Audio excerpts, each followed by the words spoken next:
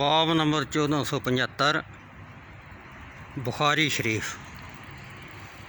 حضرت ابو ہریرہ رضی اللہ تعالیٰ عنہ سے روایت ہے، نبی کریم صلی اللہ علیہ وسلم نے فرمایا، قیامت کے دن 3 آدمیوں کی طرف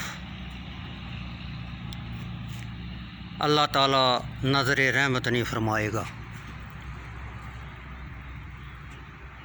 اور نہ گناہوں سے پاک کرے گا، اور ان کے لیے دردناک عذاب ہوگا۔ نمبر 1، جس کے پاس راستے میں ضرورت سے زیادہ پانی ہو اور وہ مسافروں کو نہ دے۔ نمبر 2، جو امام کی بیعت صرف دنیا کے لیے کرے، اگر اس کو کچھ دے دے تو راضی، نہ دے تو ناراض۔